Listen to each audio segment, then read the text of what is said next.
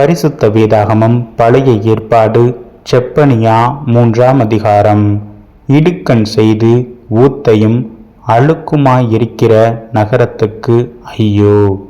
அது சத்தத்துக்கு செவி கொடுக்கவில்லை, அது கடிந்து கொள்ளுதலை ஏற்றுக்கொள்ளவில்லை, அது கர்த்தரை நம்பவில்லை, அது தன் தேவனிடத்தில் சேரவில்லை.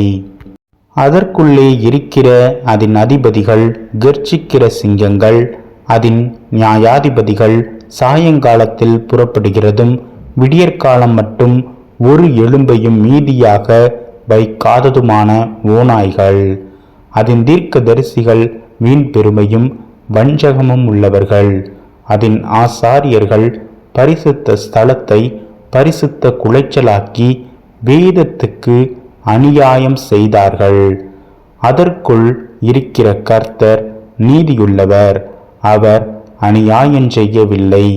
அவர் குறைவில்லாமல் காலைதோறும் தம்முடைய நியாயத்தை விளங்க பண்ணுகிறார். அநியாயக்காரனோ வெட்கம் அறியான். ஜாதிகளை சங்கரித்தேன், அவர்கள் துருகங்கள் பாழாயின. அவர்களுடைய வீதிகளை ஒருவரும் கடந்து போகாதபடிக்கு பாழாக்கினேன். அவர்களுடைய பட்டணங்கள் மனுஷர் இல்லாதபடிக்கும் குடியில்லாதபடிக்கும் அவாந்தர தரையாயின. உன் வாசஸ்தலம் நிர்மூலமாகாதபடிக்கு நீ எனக்கு பயந்து கடிந்து கொள்ளுதலை ஏற்றுக்கொள் என்றேன். நான் அவர்களை எப்படி தண்டித்தாலும் அவர்கள் அதிகாலையில் எழுந்து தங்கள் கிரியைகளையெல்லாம் கேடாக்கினார்கள். ஆகையால் நான் கொள்ளையாட எழும்பும் நாள் மட்டும் எனக்கு காத்திருங்கள் என்று கர்த்தர் சொல்லுகிறார். என் சினமாகிய உக்கிர கோபத்தை எல்லாம் அவர்கள் மேல் சொரியும்படி ஜாதிகளை சேர்க்கவும் ராஜ்யங்களை கூட்டவும் நான் தீர்மானம் பண்ணினேன். பூமியெல்லாம் என் எரிச்சலின் அக்கினியினால் அழியும்.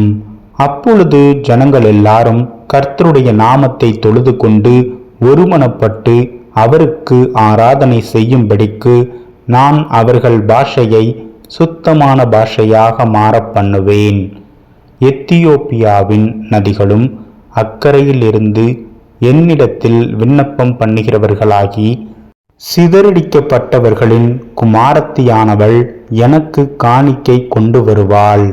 எனக்கு விரோதமாய் துரோகம் பண்ணி நீ செய்த என் எல்லா கிரியைகளின் நிமித்தமும் அந்நாளிலே வெட்கப்படாதிருப்பாய். அப்பொழுது நான் உன் பெருமையை குறித்து களி கூர்ந்தவர்களை உன் நடுவிலிருந்து விலக்கிவிடுவேன். நீ இனி என் பரிசுத்த பர்வதத்தில் அகங்காரம் கொள்ள மாட்டாய். உன் நடுவில் சிறுமையும் எளிமையுமான ஜனத்தை மீதியாக வைப்பேன். அவர்கள் கர்த்தருடைய நாமத்தின் மேல் நம்பிக்கையாயிருப்பார்கள்.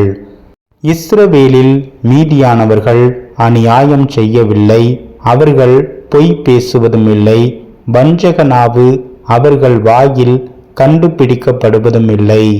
அவர்கள் தங்களை பயப்படுத்துவாரில்லாமல் புசித்து படுத்துக்கொள்வார்கள். சீயோன் குமாரத்தியே கம்பீரித்து பாடு, இஸ்ரவேலரே ஆர்ப்பரியுங்கள். எருசலேம் குமாரத்தியே நீ முழு இருதயத்தோடும் மகிழ்ந்து களிக்கூறு. கர்த்தர் உன் ஆக்கினைகளை அகற்றி உன் சத்துருக்களை விலக்கினார். இஸ்ரவேலின் ராஜாவாகிய கர்த்தர் உன் நடுவிலே இருக்கிறார். இனி தீங்கை காணாதிருப்பாய். அந்நாளிலே எருசலேமை பார்த்து பயப்படாதே என்றும் சீயோனை பார்த்து உன் கைகளை தளர விடாதே என்றும் சொல்லப்படும். உன் தேவனாகிய கர்த்தர் உன் நடுவில் இருக்கிறார். அவர் வல்லமையுள்ளவர், அவர் இரட்சிப்பார். அவர் உன் பேரில் சந்தோஷமாய் மகிழ்ந்து தம்முடைய அன்பின் நிமித்தம் அமர்ந்திருப்பார். அவர் உன் பேரில் கம்பீரமாய் களி கூறுவார், மகிழ்வுடன் பாடுவார். உன் சபையின் மனுஷராயிருந்து பண்டிகை ஆசரிப்பில்லாமையால் உண்டான நிந்தையின் நிமித்தம் சஞ்சலப்பட்டவர்களை நான் ஏகமாய் கூட்டிக் கொள்வேன். இதோ அக்காலத்திலே உன்னை சிறுமைப்படுத்தின யாவரையும் தண்டிப்பேன். நொண்டியானவனை இரட்சித்து தள்ளுண்டவனை சேர்த்து கொள்ளுவேன். அவர்கள் வெட்கம் அனுபவித்த சகல தேசங்களிலும் அவர்களுக்கு புகழ்ச்சியும் கீர்த்தியும் உண்டாக செய்வேன். அக்காலத்திலே உங்களை கூட்டிக் கொண்டு வருவேன். அக்காலத்திலே உங்களை சேர்த்து கொள்வேன்.